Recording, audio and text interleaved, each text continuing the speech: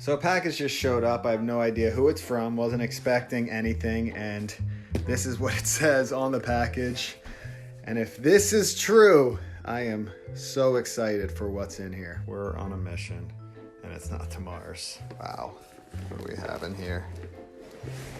Oh my goodness, what is going on? Star of the show.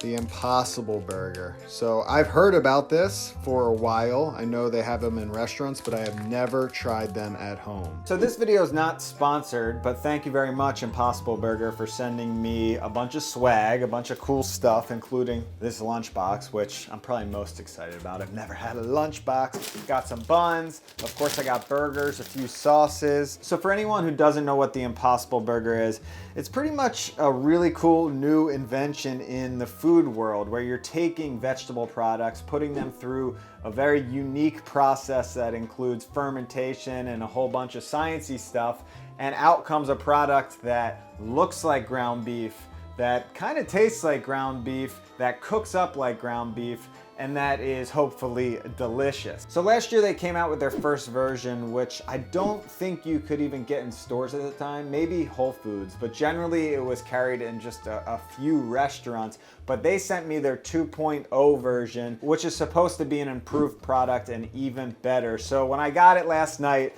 I couldn't resist. I had to fry one up, but I didn't make a burger or anything. I just put it on like some salad greens. And to be honest, I was always a little hesitant of the Impossible Burger. I almost didn't want to be impressed because I'm an omnivore. I eat everything. I love cooking meat, but I was kind of blown away by the final product. But I did not get to make, an actual burger. So today, we're gonna go gourmet with it. I wanna make the best possible burger, kind of a classic style burger, but just amp it up. Make some homemade buns, make some incredible sauce, and really put this Impossible Burger to the test.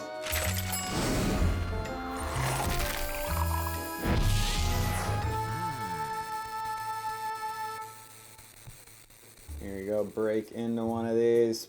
Pretty standard burger bun right there. Very nice of them to send buns, but exactly what I expected from looking at these. They're decent. I want to up the game. This is a gourmet burger, so I want to make some nice homemade brioche buns. So that's what we're gonna do. I added 1¼ cups of warm milk around 150 degrees to a bowl, and then 1 tablespoon of sugar to activate the yeast, and then 2 teaspoons of yeast, and I just stirred that around and let that bloom for about 10 to 15 minutes. You can totally do this by hand in a regular bowl, but I've got a mixer here where I'm gonna add around 5 cups of flour, and then I add 2 tablespoons of sugar just to increase the sweetness a little bit of the buns, and then 2 teaspoons of salt, and I just gave that a quick mix.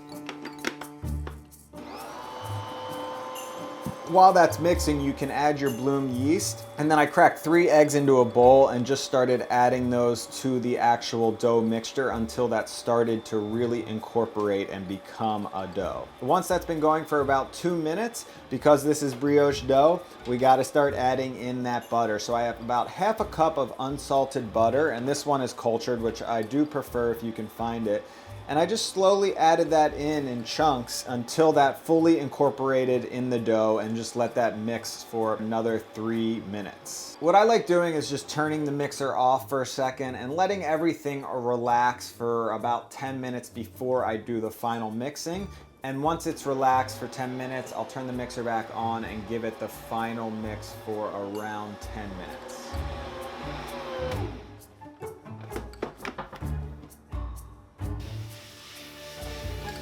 Now that our dough is completely kneaded, it's really nice and smooth, we can remove that onto a floured surface and just knead it for another minute until that flour is gone, and then tuck it up into a nice little ball and put that into a bowl that is covered. And what I did was I just put that in the oven with the light on for around 1 hour and 15 minutes until it is doubled in size.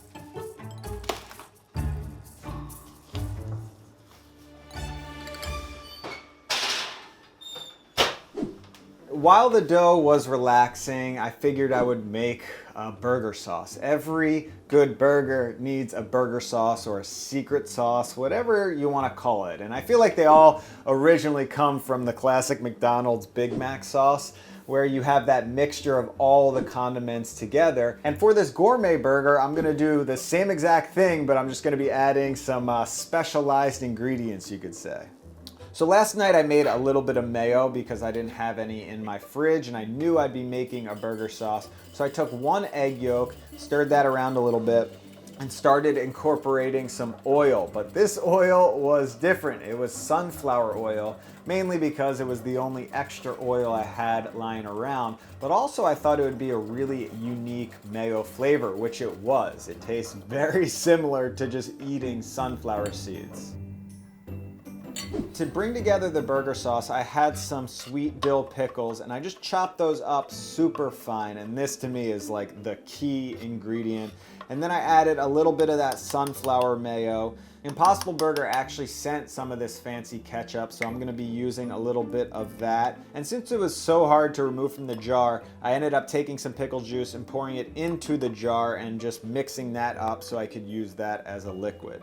I've got some homemade mustard here. I'm gonna add a scoop of that, and then I grated in a little bit of garlic, add in those chopped up pickles. I added a few dashes of apple cider vinegar, and then I went in with that pickle juice, which is great because it's gonna add some sweetness to this sauce. Since I was using gourmet products, I was wondering what color this thing would turn into. Of course, when I mixed it up, it's just that perfect, burger, Big Mac sauce that looks like throw up but tastes like gold. But the key is the taste here, of course. I'm gonna try it without salt because there's a lot of salt in these products. Wow, damn, that is so good. Why is that so good? I don't even understand. That is just the perfect sauce right there. I'm trying to think if it needs anything. I think we nailed it. That is perfect, doesn't need any salt. Glorious. So for these brioche buns, I'm stealing a little tip from my friends over at Chef Steps, who are always innovating. And what they did was they took a tinfoil mold. They made a little mold where you just fold over the tinfoil. And one thing I never thought of was to staple the tinfoil shut to get your circle. I always use tape, but then you can't put it in the actual oven. So thank you very much for that tip.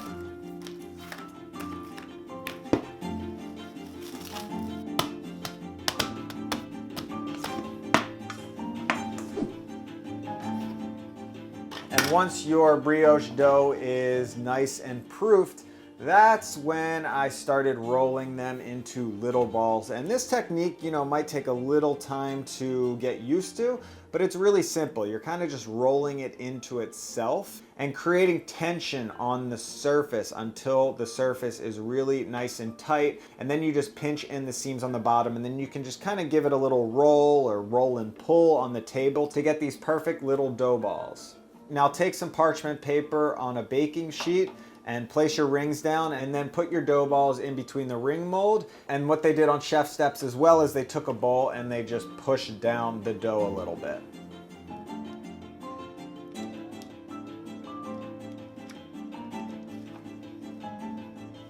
I put those back in the oven with the oven light on and let them proof for about an hour until they filled out that ring mold nicely.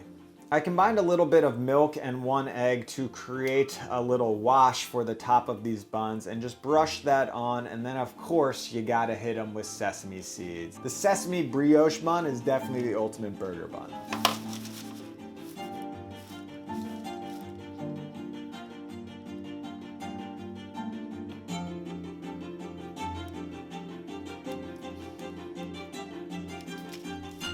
Kind of freaking out over these brioche buns right here. Look at the sponginess of that. That's what you want with a burger bun. It's just so soft. It just smells buttery and incredible. But it is time to cook up some Impossible Burgers now that we have these beautiful buns.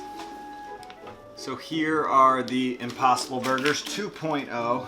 And I gotta say, the only thing so far that's a bit strange is definitely the smell. So they're made with something called heme, which I believe is a fermentation process that kind of enhances the meatiness of it. But the smell is extremely unique, and I do a lot of fermentation here, you guys know that. But that is just a very unique smell, a little unexplainable to be honest. It's not quite like a funky fermentation or acidic, it's just different.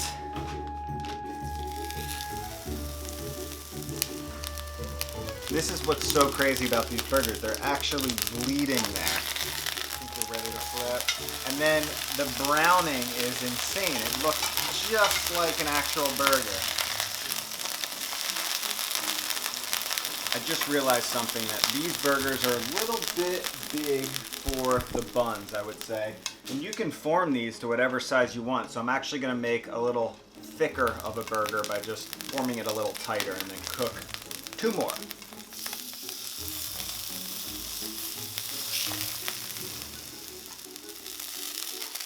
There we go. Oh, looks even better this time.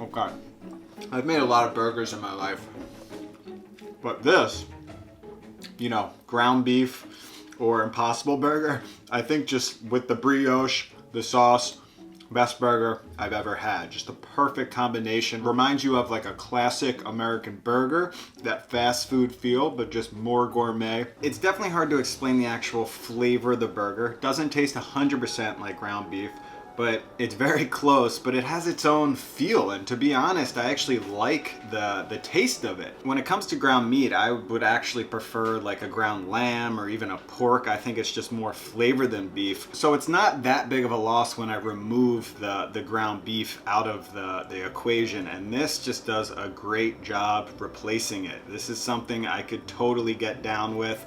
It's honestly insane. The science behind this, I have no idea what this heme is, but it creates an incredibly flavorful product that really just holds up and tastes meaty. That is the most important thing. It cooks like meat, it feels like meat, and it tastes like meat, which, you know, that's what we're going for when we're trying to replace, of course, a ground beef burger patty. It's interesting too, because everyone, when I posted this on my Instagram that I got it, everyone that commented in that had tried it really enjoyed it. So I think the product so far is, you know, is a big hit. I don't think it's super mainstream just yet. I don't know if you can get it in stores, but I'm sure it will be coming soon. So keep an eye out for Impossible Burger 2.0. I didn't try 1.0, but 2.0 is nailing it.